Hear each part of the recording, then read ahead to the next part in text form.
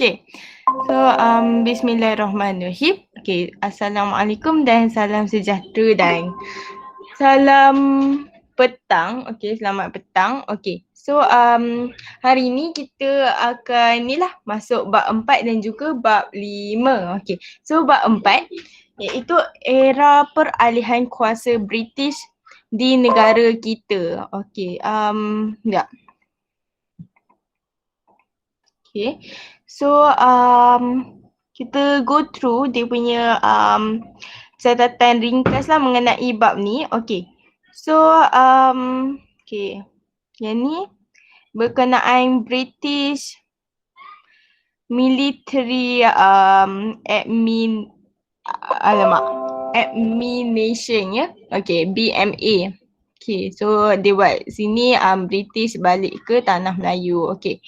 So pada tahun berapa dia ada pada tahun 12 September 1945 sehinggalah bulan Mac 1946 di mana matlamat dia British Military Administration. Sekejap. Nanti saya tengok balik macam ni sebut. Salah sebut ni. Okay. British Military Administration betul lah. Betul. Okay. So, BMA. Okay. Matlamat dia yang pertama sekali. Kembalikan kestabilan politik. Okay. Di mana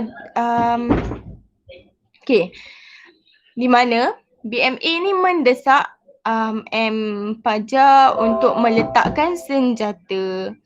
Kemudian time ni juga Fajar pun dibubarkan dan namun begitu British tidak berjaya macam ni lah nak mengembalikan kestabilan politik disebabkan berlakunya keganasan. Okey, seterusnya matlamat kedua BMA ialah untuk memulihkan kepercayaan rakyat. Okey. Iaitu dengan membaiki infrastruktur. Membaiki infrastruktur tu maksudnya dia macam membetulkan balik bangunan lebih kurang macam tu lah. Okey. Lepas tu dan juga menyediakan makanan dan ubat-ubatan. Seterusnya memulihkan keamanan. Okey. Seterusnya ada Malayan Union yang menggantikan BMA tadi yang ditubuhkan pada 1 April 1946. Okey. Sebulan lepas tu. Sebulan lepas Mac tu. Okey. So di mana Malayan Union ni dia punya matlamat dia boleh matlamat. Bukan matlamat. Boleh. Okey. Di mana matlamat dia nak macam ni lah. Dia tolong ataupun dia proses Malayan Union ni dia macam ni lah. Proses menukar taraf tanah Melayu daripada tanah lindungan kepada tanah jajahan. Okey. So sebab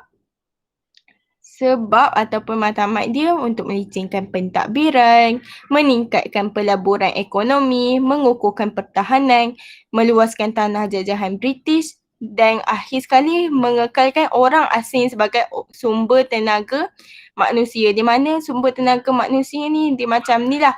Dan lagi aktiviti macam yang melibatkan buruh lah. Buruh macam apa? Banyak jugalah aktiviti macam terlibat dalam pembinaan bangunan. So macam melibatkan orang asing. Lepas tu kalau membersihkan tempat pun melibatkan orang asing. So yang ni proses dia lah. Okey, pada 19 Februari bulan Feb bulan 2 1943. Okey, so unit perancangan tanah Melayu ni dibentuk. Lepas tu di mana adalah kertas putih 6247 rancangan Malayan Union kot yang ni. Okey. Dibentang di Parlimen British oleh Sir George Henry Hall. Okey. Lepas tu ni lah Persatuan Pelajar Melayu Britain, hantar memorandum di mana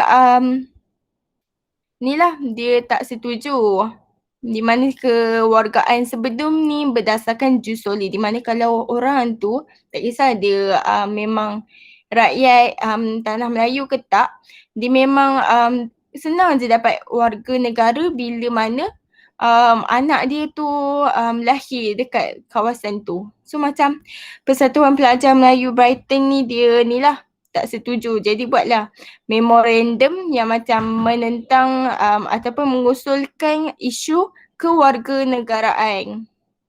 Dan macam ni lah minta kewarganegaraan tidak mengikut jus soli. Okey, lepas tu jap, ini panjang lagi ke? Okey, yang ni macam boleh lah intro kita tengok. Okey, lepas tu seterusnya tank CL dan adalah CL tu apa nanti kita tengok. Okey. Dan Persatuan Seberang Cina menghantar memorandum tentang nasib tanah Melayu. Okey, ciri-ciri Malayan Union ni apa? Okey. Negeri Selat kecuali Singapura disatukan dengan negeri Melayu bersekutu dan juga tidak bersekutu lah. Okay, negeri Selat ni yang selain Singapura, dia Melaka dan Pulau Pinang lah. Okay, so next. Okay, next. Okay, diketuai oleh seorang governor di mana governor ni dilantik oleh ratu, diorang lah ratu dekat bagi kerajaan British ataupun Queen lah, dipanggil Queen. Maksudnya Queen tu pemerintah tertinggi lah. Okay. Yang mana governor ni akan dibantu oleh majlis eksekutif, eksekutif dan juga ni lah perundangan. Okey, raja ni pula untuk raja terdiri daripada ahli majlis raja-raja Melayu dan juga raja ni peranan dia menjaga hal ehwal Islam dan juga adat istiadat. Okay. Jus soli ni lah maksud dia, jus soli kewarganegaraan berasaskan tempat lahir. Contoh kalau orang tu dia dari India kan. Lepas tu anak dia dia lahirkan anak dia dekat Selangor. Jadi secara automatiknya anak dia dapat title warga negara tanah Melayu. Walaupun mak dia bukan. So, itulah maksudnya jus soli. Okay. So Major General Ralph Coin merangka Malayan Union. Okay. Itu pengasas dia lah juga. Lebih kurang. Okay. So dari segi kerakyatan untuk Malayan Union ni pula, mana-mana yang lahir di tanah Melayu selepas 1 April 1946 ni terus ikut sistem ni, jus soli.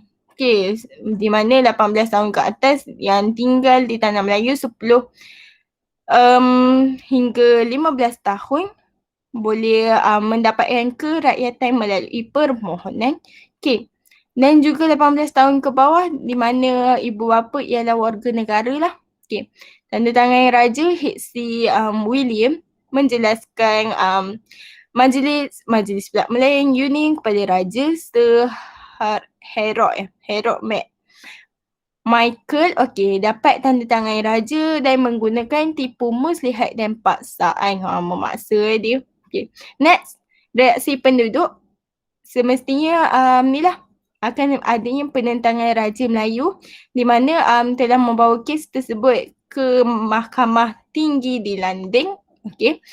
Dan menghantar surat bantahan ke London. Okey, Raja menyokong adakan Kongres Melayu dan Raja Perempuan Kalsom mengetuai tunjuk perasaan semasa ketibaan Michael. Yelah Michael kan dia kaki tipu kan dan suka kaki paksa. Okay, seterusnya penentangan. Okay, semestinya kalau tak kisah ada penentangan dari raja ke tak. Okay, semestinya biasanya ada lah. Okay, ada juga penentangan dari pihak rakyat di mana penentangan rakyat ni merangkumi semualah golongan, di mana golongan cendekiawan, di mana cendekiawan ni golongan yang bijak pandai ya. Okey, tokoh-tokoh negara lebih kurang. Okey, lepas tu dari pihak Persatuan Melayu, dari negeri-negeri, Kongres Melayu, bantahan besar-besaran oleh United Malay Nation Organisation, okey, UMNO, dan juga melalui ni lah media cetak, akhbar contohnya. Okey, akhbar seperti akhbar Majlis Utusan Melayu, Persatuan Melayu, contohnya Persatuan Melayu Perak, Selangor dan juga Johor.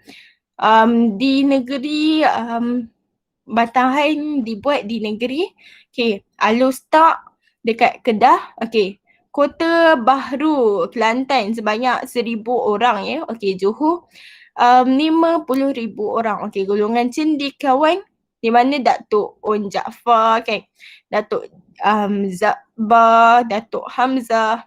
Lepas tu golongan cendekiawan ni termasuk golongan pendidik ya. Okey. Contohnya guru kan. Okey, Cikgu Zahara dan juga Datin Putih Maria. Okey. Bantahan besar-besaran semasa kehadiran LD Gamasa dan Riz William. Okey. Di mana dekat Alostak, Pulau Pinang, Ipoh, Kuala Lumpur, Seremban, Johor Bahru dan juga Kelang. Kelang ni dekat Selangor lah. Okey. So Kongres Melayu, okey, pada 1 hingga 4 Mac 1946 dekat Kelab Sultan Sulaiman Kuala Lumpur, sebanyak 41 pertubuhan ataupun organisasi lah yang hadir. Okey, dan setuju untuk menubuhkan UMNO lah. Okey. 11 Mei 1946 dekat Johor, UMNO setuju berkabung selama 7 hari. Jadi hari UMNO ni sama dengan hari kematian itu ditulis. Hari kematian tak sure apa. Okay, so yang ni kronologi lah. Okay, kronologi dia. Okay, September 1945 hingga 1946. British Military payah sebut military ya. Military okay, apa nama dia tak apalah. Okay, so BMA ditubuhkan. Okay, sorry salah sebut. Okay, jadi sepanjang tempoh sebelum capai 1 April 1946 ni, di mana adalah proses membentuk Malayan Union, Kertas Putih 6274 dan juga Kongres Melayu. Okay. Lepas tu pada 1 April 1946 ni lah Malayan Union ni ditubuhkan. Okay. Kemudian pada Mei pula, panjang juga ni. Okay. Pada Mei 1946 ni adalah tunjuk perasaan dan juga bantahan dari Raja dan juga UMNO lah. Dan seterusnya akhirnya Malayan Union dibatalkan pada bulan 6 ataupun Jun 1946. Okay. Yang ni dia ada 7 subtopik so that's why lah nampak sini panjang nota dia. Okay. Dekat Sarawak pula, okay, kan diperintahkan oleh ni kan Charles Viner Brooke kan. Okay, keluarga Brooke. Okay, Brooke. Okay. Di mana dipaksa oleh British lah. Dan selepas Jepun, tentera Australia mendarat dekat Sarawak tu lebih kurang. Okay. Jadi seterusnya adalah kenalkan satu ni dipanggil BBCAU. Okay. British Borneo Civil Affair Unit. Okay. Untuk pada tahun 1946. So tahun itulah British mengenalkan ataupun menubuhkan juga BMA itulah. Okay. Sebab penyerahan. Okey, apa sebab dia? Sebab masalah pewarisan tahta. Sudah tua dan uzur, tiada waris. Tak ada anak lelaki, cuma ada anak perempuan, ada 3 orang. Okey. Jadi Charles Viner Brooke ni tidak yakin akan Anthony Brooke Dan juga seterusnya masalah kewangan keluarga Brooke yang tidak dapat membina Sarawak semula. Okay, jadi proses dia dekat pejabat tanah jajahan, hantar surat supaya Charles tanda tangan surat persetujuan dengan Sir George Hall. Okay, Charles Vainer Brooke ni hantar Gerard T. McBrien, di mana ni lah macam Gerard macam mana sebut T. McBrien ni dia macam orang suruhan juga lebih kurang. Di mana ni lah dapat persetujuan pembesar dan juga di mana Sir George ni menggunakan tipu muslihat dan kemudian balik ke London bersama dokumen yang penting lah. Charles balik Sarawak. Di mana setelah 5 tahun lah. Di mana mengadakan mesyuarat di Majlis Negeri dan juga ada 3 pendapat di mana dari orang Cina ketika itu menyokong, majoritinya menentang mereka, dan ada juga yang tak faham. Yang ni time ni adalah sesuatu perkara nanti kita tengok juga. So mengadakan undi, Majlis Negeri keluarkan sesien ke gasien lah. Sesien kot, sesien bil, undang-undang penyerahan. Jadi after undi tu dapati bahawa ni lah 19 orang yang menyokong, 16 orang pula yang menentang. Tak jauh beza. Seterusnya akhirnya pada 1 Julai 1946, negeri Sarawak ni menjadi tanah jajahan British. Jadi reaksi rakyat ketika itu ada yang menyokong apabila Sarawak menjadi tanah jajahan British dan ada yang menentang. Kenapa menentang? Sebab tindakan Vainer Brooke ni bertentangan dengan Perlembagaan 1941 dan Vainer Brooke ni mengetepikan surat wasiat Charles Brooke. Dan juga kenapa? Sebab Gerard T. McBrien ni menggunakan tipu muslihat dan juga dia tak runding, Vainer Brooke ni, dia tak runding pun dengan Anthony dan juga Bertram Brooke. So cara penentangan akhbar, demonstrasi daripada golongan wanita dan juga persidangan. So antaranya kalau akhbar utusan Sarawak dan untuk menyebarkan tentangan lah daripada media cetak lebih kurang. Golongan wanita Cikgu Lily Eberwing, Dayang Fauziah di mana buat kempen kesedaran dan mengatur demonstrasi. Ni last. So next bawah ni pula cara lebih kurang. Sekejap. Cara penentangan lagi. Dekat bawah ni tengok dekat bawah ni pula cara penentangan dia lagi. Sekejap ambil sedikit masa. Melalui surat bantahan pegawai kerajaan dan juga Rukun 13. Pegawai kerajaan, British mengeluarkan perkeliling nombor 9. Di mana sebagai cara bantahan 338 kaki tangan awam meletakkan jawatan dan seterusnya 22 buah sekolah ditutup Persidangan pengusikan oleh Johari Anang di mana mengadakan demonstrasi setiap 1 Julai disertai oleh PMB, PS dan juga PKMS. Demonstrasi pada 30 Oktober 1946 ketika kedatangan Gubernur pertama iaitu Charles apa ni? Tulisan kecil. Forden Chuck. Diketuai oleh demonstrasi ni diketuai oleh Datuk Petinggi Abang Haji Abdillah. Di mana masing-masing yang buat demonstrasi ni bawa spanduk dan juga poster pun ditampal. Okey, rukun 13 pula apa? Okey. Okey.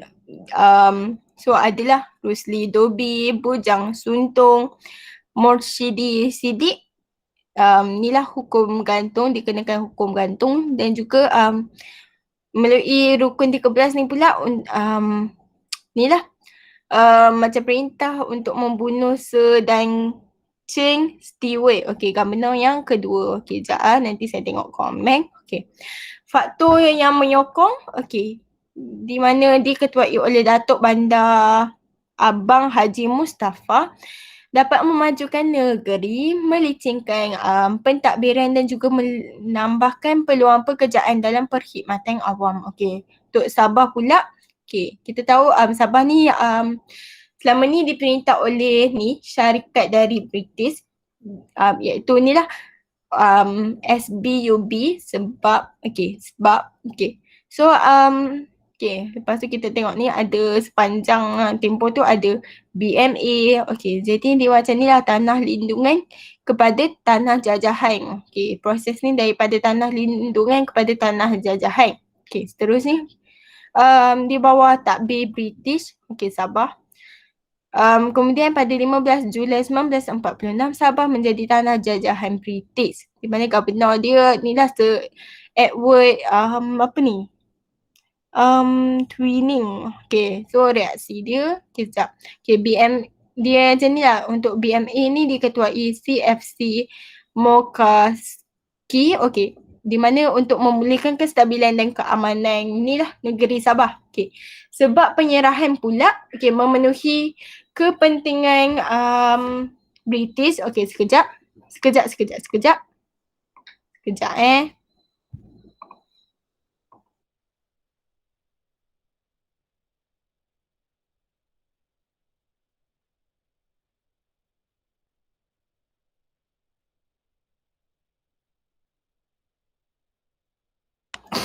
Okay, kita sambung balik.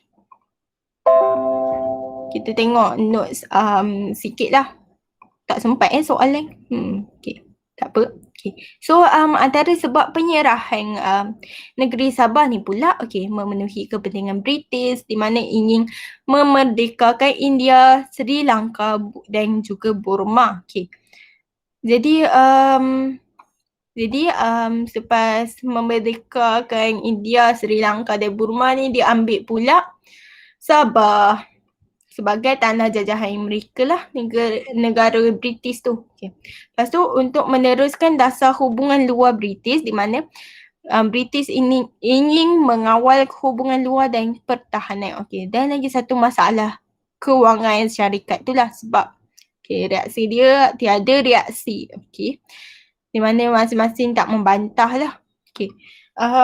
So dasar British ni menindas kegiatan berpersatuan. Okay. Di mana memberi kenaikan pangkat kepada ahli persatuan dan memindahkan ahli yang aktif, contoh persatuan PAM, PAS dan juga BARIP. Okay. Mengehadkan peluang dalam pentadbiran. Okay, rakyat kurang berpengalaman lah kesan dia. Okay, kepentingan sosioekonomi penduduk. Penyerahan dianggap sebagai peluang untuk rakyat melibatkan diri dalam pentadbiran, memajukan perniagaan dan juga meluaskan jaringan perdagangan. Okay. Kebanyakannya rakyat tidak menentang lah, diaku.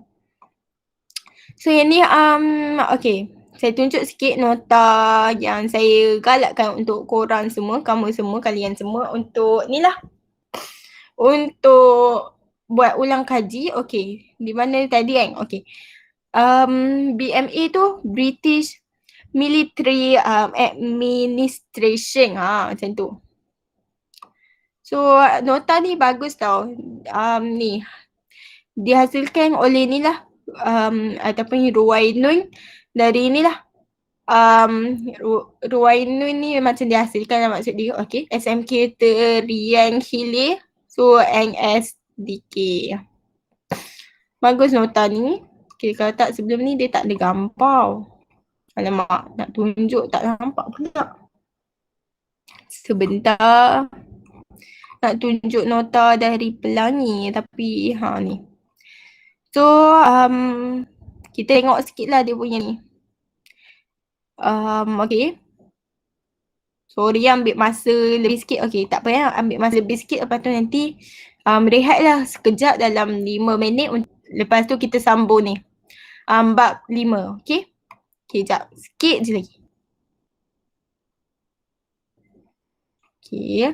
So, nota Pelangi pun bagus juga sebagai pendedahan juga. Okay, so bab 4 kita belajar apa? Belajar era peralihan kuasa British di negara kita, di mana adanya ni lah British Military Administration, okay, BMA pada 12 September 1945.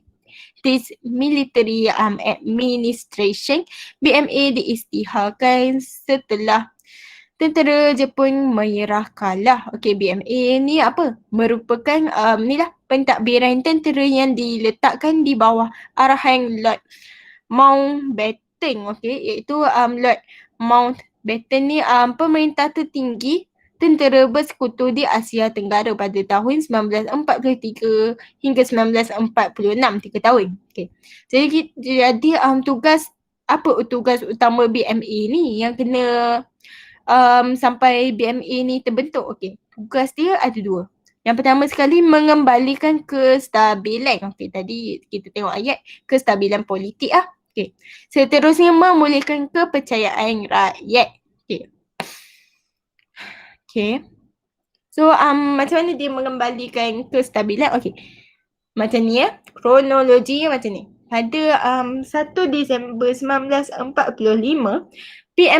BMA membubarkan pasukan M Fajar. Di mana niat dia membubarkan M Fajar ni untuk memulihkan keamanan dan kestabilan negara. Persekutuan Tanah Melayu ketika itulah. Okay. Jadi BMA ni mengarahkan semua senjata yang diberikan kepada mereka semasa pendudukan Jepun dahulu dikembalikan semula.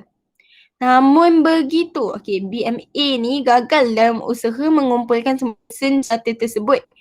Dan ni lah, gagal juga untuk membanteras jenayah, keganasan, kongsi gelap dan juga masalah ketegangan kaum ya. Seterusnya, untuk memulihkan kepercayaan rakyat. Okey, macam ni. Semasa pemerintahan Jepun, rakyat mengalami kesukaran hidup, bekalan makanan dan ubat-ubatan sukar didapati. Dan sekiranya ada bekalan pula, harganya Masya Allah dia terlalu mahal. Sebab kata orang paku Belanda lah harga dia. Okay. So rakyat berharap pentadbiran BMA ni dapat memulihkan kesengsaraan hidup mereka. Oleh itu, BMA telah pun mengambil alih pentadbiran Tanah Melayu bertujuan untuk mengembalikan kepercayaan rakyat supaya menyokong kepulangan British di negara ini. Okay. BMA juga berusaha memulihkan kerosakan infrastruktur, kerosakan bangunan lah akibat bencana peperangan after ni lah dengan Jepun. So gagasan Malayan Union, ciri-ciri dia ni lah, negeri Melayu bersekutu, tidak bersekutu dan juga negeri Selat macam Melaka dan Pulau Pinang, iaitu kecuali Singapura, disatukan menjadi satu unit pentadbiran. Okay. So pentadbiran ni diketuai oleh Gubernur yang dilantik oleh Ratu Inggeris. Silap tadi sebut Ratu British, di Ratu Inggeris. Okay. Majlis Perundangan dan Majlis Eksekutif, Malayan Union dibentuk di bawah kawalan Pesuruhjaya Tinggi British. Sultan menjadi ahli Majlis Raja-Raja yang membincangkan soal agama Islam dan adat istiadat Melayu. Kewarganegaraan pula berdasarkan prinsip jus soli lah, di mana mengikut tempat lahir. Reaksi penduduk, penentangan Raja-Raja Melayu, membawa kes Malayan Union ke Mahkamah Tinggi Inggeris, menghantar surat bantahan ke London, menyokong Kongres Melayu, Permaisuri Perak tadi, dia memimpin gerakan menentang Malayan Union dan juga memulakan upacara pelantikan Gubernur Malayan Union. sebab tak setuju. Okey, penentangan rakyat ni pula macam mana? Melalui inilah media cetak, contohnya Akhbar Melayu. Seperti apa? Utusan Melayu dekat Singapura, Majlis, dekat Kuala Lumpur dan juga Warta Malaya, okey, di Pulau Pinang, di mana akhbar-akhbar ni menyuarakan bantahan dengan keras, mengecam dan mengutuk Malayan Union kerana merugikan orang Melayu itu sendiri. Okay, cendekiawan seperti Datuk Un Jaafar menggerakkan orang Melayu untuk menentang Malayan Union dengan pelbagai strategi. Persatuan Melayu seperti syarikat bekerjasama Saiburi, Saberkas, okay. Persatuan Melayu Selangor, Persatuan Melayu Johor menghimpunkan orang Melayu dari seluruh negara. Untuk apa? Untuk membantah gagasan Malayan Union tersebutlah. Seterusnya dekat Kelantan, Kedah dan Johor, orang ramai berkumpul semasa kehadiran Mac Michael untuk mendapatkan tanda tangan sultan. Okey. Seterusnya mengadakan Kongres Melayu dan juga menubuhkan UMNO yang menganjurkan bantahan secara besar-besaran. Okey, penyerahan Sarawak ni apa faktor dia kepada kerajaan British? Okey, dari keluarga Brooke kan. Okey. So Sarawak ni sebelum ni diperintah oleh keluarga Brooke. Okay. Di mana kenapa dia menyerahkan negeri Sarawak tu kepada British? Okay, ada 3 sebab. Masalah pewarisan tahta, di mana ada anak perempuan je, tak ada anak lelaki. Okay, desakan kerajaan British dan juga masalah kewangan lah oleh keluarga tersebut. Seterusnya faktor penentangan penyerahan Sarawak ni, tindakan Vainer ni tadi, Vainer Brooke bertentangan dengan Perlembagaan 1941. Vainer Brooke ni pun mengetepikan surat wasiat Charles Brooke. Gerak Mac Bryan menggunakan tipu muslihat untuk mendapatkan tantangan ketua tempatan. Adalah dia offer yang mewah-mewah. Kononnya dapat, sebenarnya tak dapat. Seterusnya, okey, bentuk penentangan penduduk tempatan, mengadakan persidangan bagi merancang mengadakan demonstrasi dengan membawa membawa spanduk dan juga poster dengan kata-kata kami membantah dengan sekeras-kerasnya atas tindakan Brooke menyerahkan Sarawak kepada kolonial Inggeris, dan ada juga Sarawak adalah hak kami. Lepas tu lebuhkan kolonial and then no cession. Cession ni kita tahu dapat tahu tadi yang tu penyerahan. Okay. So kaki tangan kerajaan pun ramai-ramai meletakkan jawatan membantah perkeliling nombor 9. Okay. Kaum wanita pun mengadakan bantahan menggunakan akhbar seperti apa? Seperti utusan Sarawak, okay, menulis surat bantahan kepada kerajaan British di London bagi menyatakan bantahan mereka terhadap penjajahan Sarawak. Seterusnya menubuhkan kumpulan Rukun 13. Okey, Rukun 13 ni kumpulan ya. Okey. Untuk menghapuskan pegawai tinggi British di Sibu Sarawak. Okey. So next untuk penyerahan negeri Sabah pula kepada kerajaan British. Okey. Jadi faktor penyerahan dia untuk memenuhi kepentingan British, meneruskan dasar British dalam hubungan luar dan juga masalah kewangan syarikat tersebut lah. Syarikat okey, lupa ya nama dia. Okey. Syarikat Borneo Utara British kot tak silap. Okey, sebab okey, so reaksi penduduk okey. Tak ada apa-apa penentangan daripada penduduk sebab dasar British yang menindas kegiatan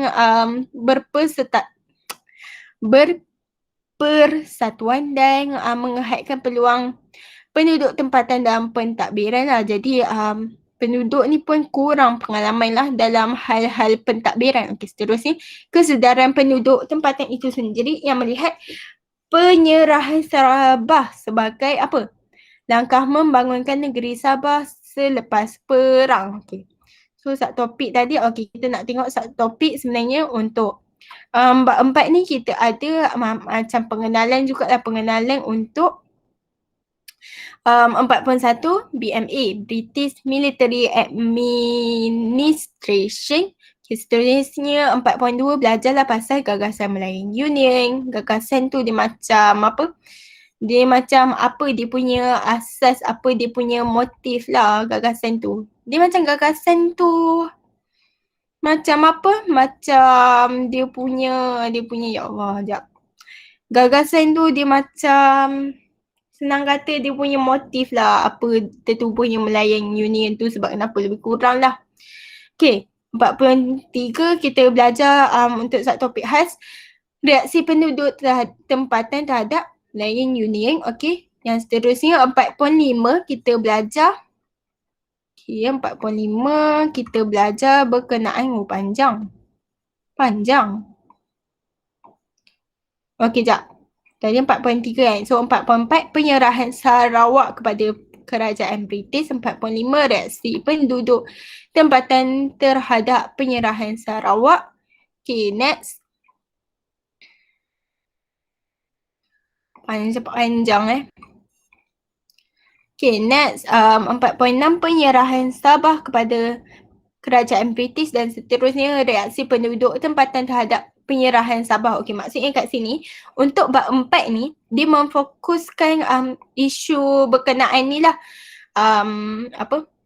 Isu berkaitan BME ni tadi, British Military Administration. Okey. Lepas tu memfokuskan berkenaan Malayan Union ni di mana time tu raja-raja Melayu dan majoriti orang penduduk tempatan membantah ya. Lepas tu dia ceritalah pasal apa lagi? Pasal apa lagi yang 4.3 tadi apa? 4.3 tadi berkenaan tak jumpa pula. Okey, reaksi penduduk yelah reaksi penduduk yang masing-masing membantah. Lepas tu 4.4 ni start 4.4 dia pasal ni lah 4.4, 4.5 berkenaan Sarawak di mana Sarawak ni daripada tampuk pemerintahan keluarga Brooke kemudian diserahkan terus kepada kerajaan British atas pelbagai faktor dan seterusnya 4.5 ni pasal reaksi penduduk tempatan lah berkenaan penyerahan negeri Sarawak dekat ni lah British. Lepas tu 4.6 ni kita belajar lah berkenaan penyerahan Sabah kepada kerajaan British dan seterusnya dia punya reaksi penduduk tempatan yang masing-masing menyokong lah atas pelbagai sebab yang ni lah munasabah dan menarik jugalah untuk kita belajar ni. Okay, so itu sajalah untuk bab 4. Okay, untuk bab 5 ni pula kita rehat sekejap nanti kita sambung. Sekejap. Okay, record. Boleh? Nanti saya send PDF tu, nota-nota tu. Nota-nota tu bagus tau. Lepas tu ada juga latihan dia. Nanti saya send juga latihan dia lah. Okay. So, nanti saya share nota dalam grup. Oh, yang tadi apa? Charles Arding Chuck. Okay, yang tu yang tadi. Okay, so itu sajalah untuk bab 4 ni. So, kita rehat dulu. Nak start pukul berapa? Sekejap.